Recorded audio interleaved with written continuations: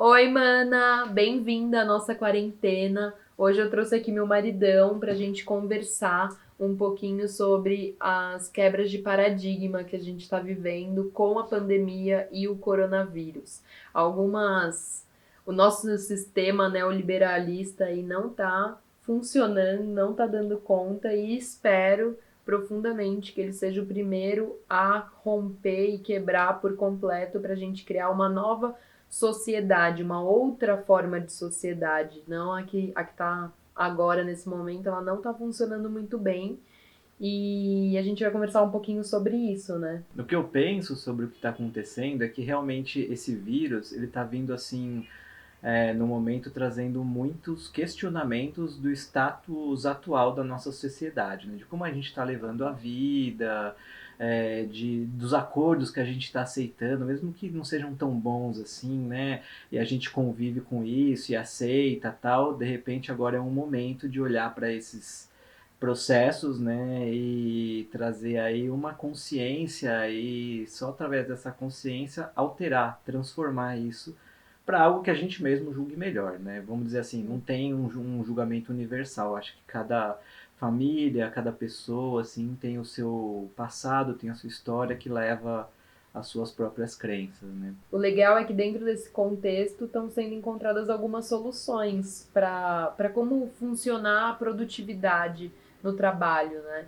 Será que é tão necessário que 5 dias por semana a gente vá, se desloque até um escritório e do escritório esse percurso a gente vive em São Paulo, então vai ter trânsito, ele vai demandar muito tempo. Será que isso é positivo? Ou também a gente está encontrando algumas soluções, né? De que online, virtualmente, muitas decisões são tomadas com a mesma credibilidade. Sim, sim. Essa foi uma primeira ruptura de que não era possível ter o trabalho em casa, mas a gente viu que não, é muito possível ter o trabalho em casa, né? E, inclusive tem um ponto que se torna positivo, a gente não precisa mais pegar o trânsito. Então o tempo que a gente gastava no trânsito, no carro ou no Você Uber, já ou ia de enfim, bike, né? eu já ia de bike, né? O que pra mim Não, ficou só pior. para vocês terem uma noção, o Rafa indo de bike até o trabalho é 30 minutos 35, e de carro era 1h20. 1 hora. Em dia de chuva Então, chegava 1 hora e 20. São Paulo não funciona. Eu acho que essa crise ela está mostrando outras possibilidades de sociedade mesmo. Como que a gente pode resolver as nossas relações, resolver as nossas obrigações e esse sistema de produção de uma forma que a cidade funcione. Então, isso do home office para São Paulo é maravilhoso, porque é insuportável você gastar, sei lá, 2 terços, não, um terço, um quarto. um quarto do seu dia no trânsito. Isso é uma coisa muito desgastante, né? Então, muitas possibilidades estão vindo dessa crise, né? Muitas possibilidades de uma outra forma, de um outro mundo. A gente tem que aproveitar essa crise para mergulhar nessa outra possibilidade de mundo, de sociedade e de contexto das relações humanas. E isso já pode ser levado também para a crise que o coronavírus ele está exaltando a nossa diferença social. Então, a desigualdade social, principalmente aqui no Brasil, é gritante. Enquanto a gente tem a possibilidade de fazer um home office, de ficar em casa e ter um mínimo conforto e mesmo assim continuar produzindo, como que uma pessoa que mora em um lugar precário, muitas vezes nem sistema de saneamento básico ela tem, como que ela vai poder produzir e vai ter um conforto para ela desenvolver o seu trabalho, se desenvolver como humano, né? E mesmo as pessoas que têm um trabalho que não dá para fazer de home office, hoje em dia, aqui no Brasil, elas acabam ficando totalmente desamparadas, né? Porque Total. o que a gente vê acontecendo é uma coisa muito doida nesse país. Enquanto os bancos estão recebendo aí trilhões em ajuda financeira para poder emprestar esse dinheiro para os empresários com juros, né? Ou seja, eles vão ganhar mais dinheiro ainda na crise. A gente vê essas pessoas, né, em casa loucas para voltar a trabalhar, porque elas estão com medo de que se elas não tiverem os recebimentos dela, não vai ter como comprar comida, e o governo não está dando um amparo para essas pessoas. Ao mesmo tempo, a gente vê pessoas conseguindo fazer um home office, conseguindo continuar a produção, conseguindo continuar trabalhando, que é o meu caso, o caso da Carol, por exemplo. E ao mesmo tempo a gente vê uns empresários, né, que esses mega empresários aí indo para a imprensa boicotando falando que as pessoas a têm que trabalhar quarentena. mesmo, né? Porque é óbvio, essas pessoas que vão trabalhar para eles, vão de ônibus, vai de metrô, elas estão muito mais expostas, né, a se contaminarem com esse vírus e depois, uma vez contaminadas, elas vão ter que disputar leitos no SUS e etc e tal, enquanto esses empresários não, eles têm dinheiro, então eles podem montar uma UTI na casa deles, se eles quiserem, né? Inclusive eles podem contratar um médico para ir lá. E ficar 24 horas com um monte de enfermeiro, só pra cuidar dele e da família dele. Elas estão boicotando a quarentena em nome da economia. Mas o que é essa economia, né? A economia é o que? É o crescimento dessas pessoas. Tipo, não faz sentido a gente colocar a nossa saúde à disposição do lucro, do lucro infinito, né? Para essas pessoas, para esses mega empresários. O Brasil, ele tá, assim, totalmente fora de um pensamento empático, né? É humanitário, né, eu diria. Humanitário. A gente está caminhando mesmo para a barbárie, porque as pessoas, como o nosso governo ele não está disponibilizando nenhuma assistência, as pessoas elas vão passar fome. As pessoas aqui elas não vão morrer de coronavírus, elas vão morrer de fome porque elas não têm dinheiro para garantir as suas necessidades básicas. Eu acho revoltante. Revoltante. Eu fico muito chateada também, porque a gente paga muito imposto. Se for pensar assim, o Brasil é um dos países que mais pagam imposto no mundo. Eu vou colocar aqui na tela o número do ranking de impostos, mas a gente está num número muito alto de pagamento de imposto e isso não retorna em nada pra gente, né? Porque, por exemplo, Retorna nós... muito pouco, né? Eu às vezes acho que não retorna, assim. Eu até brinco que às vezes quando eu compro alguma coisa ou quando tem que fazer o imposto de renda e tal, eu penso, ó, vou carimbar que eu sou otária, né? Porque porque é o carimbo de otária. Você paga imposto, você perde dinheiro no imposto de renda, você tá pagando mais plano de saúde, escola, tudo. Você paga tudo 2, 3 vezes no Brasil para você ter o mínimo.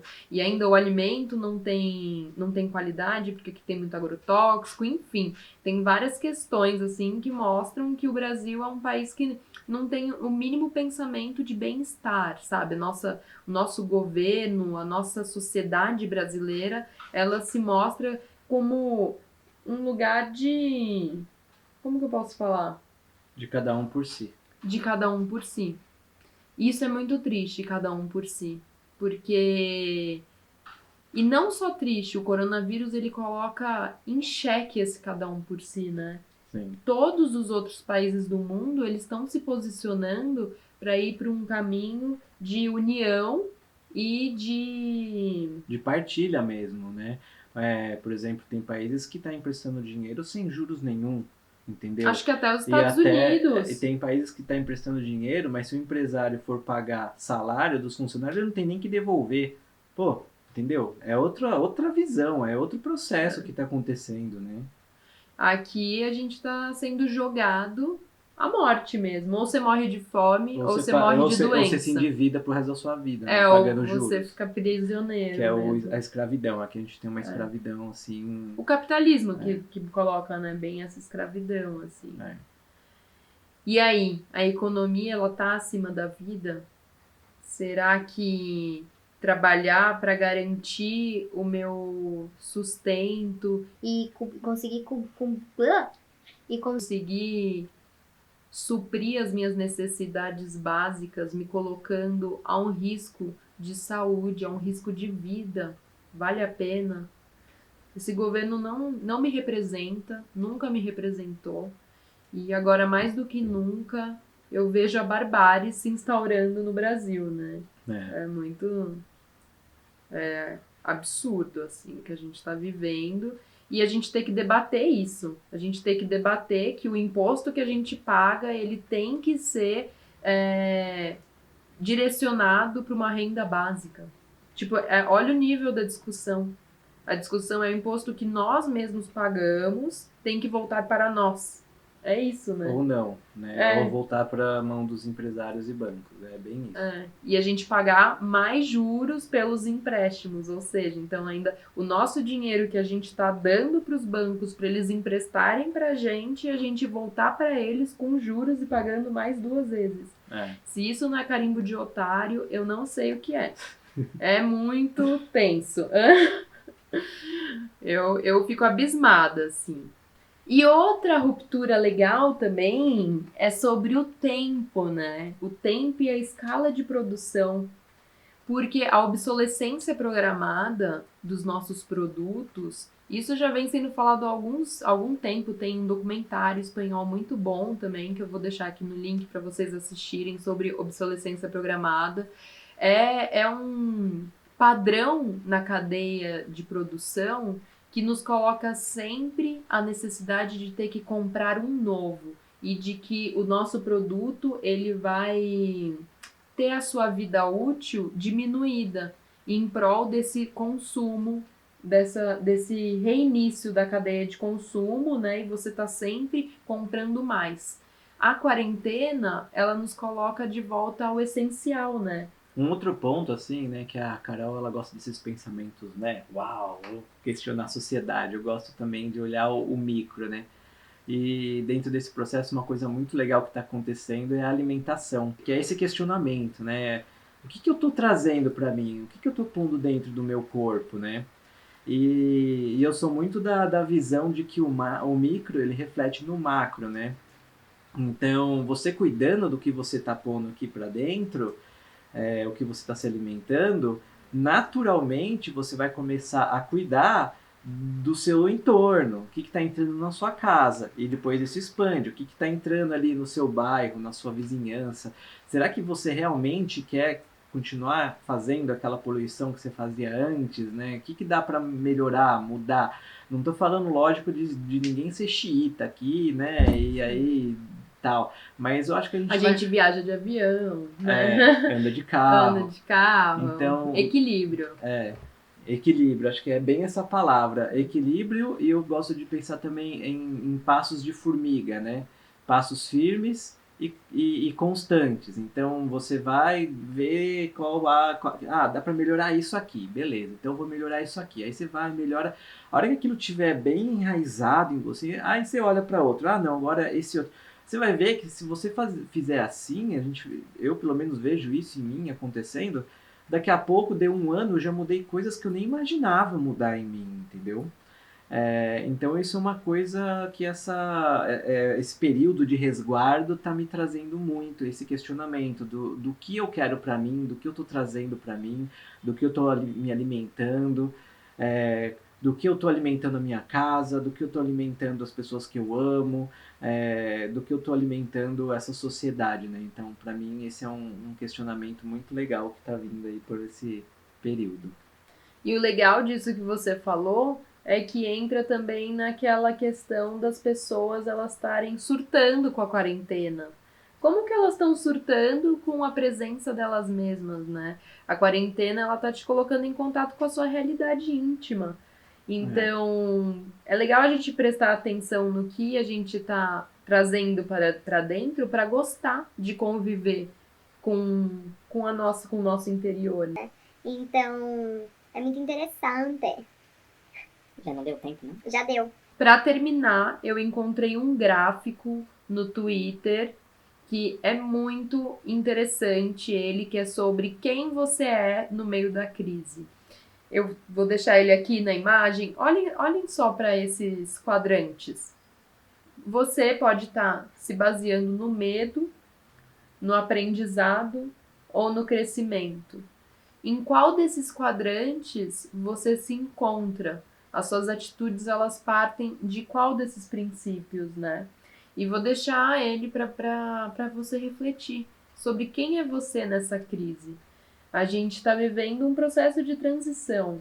Sim. Um processo de transição como sociedade, e a gente tem que aprender a fluir e a se reconhecer como sociedade, como indivíduo social. O neoliberalismo não faz sentido. Esse individualismo total e completo de que é cada um por si, não é ele que vai trazer evolução pra gente. A gente tem que caminhar como sistema Terra, né? Exatamente.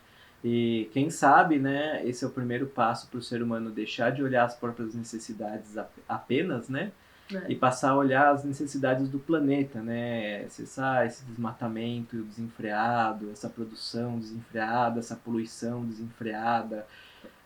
Isso, assim, uma reza que eu faço. Uma reza, não tem que outra eu tô palavra. Que essa transformação, ela seja incorporada. Ela seja incorporada, exatamente, e leve para esses processos de ampliar aí a consciência conjunta, né, de que somos juntos, não somos separados. Sim. Enquanto pensarmos que somos separados, nada vai ser, tudo vai ser destruído. Né?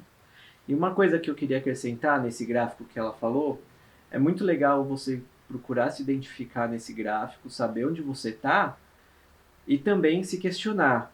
É aqui que eu quero estar? Se for ali, beleza, fica lá, curte, aproveita. Se não for, o que me impede de mudar? E traçar aí os seus planos para mudar, entendeu? Porque, né, aquela história de que pau que nasce torto morre torto, não funciona muito bem, pelo menos para mim, né? Eu acho Na que nossa experiência, o caminho e o processo, ele muda, ele te transforma. Então, nem tudo está perdido. Exatamente. Só você se abrir para encontrar soluções de transformação pessoal, né? Exatamente. Pra gente se equilibrar com essa consciência e com essa comunidade terra. E é isso, atenção com as escolhas.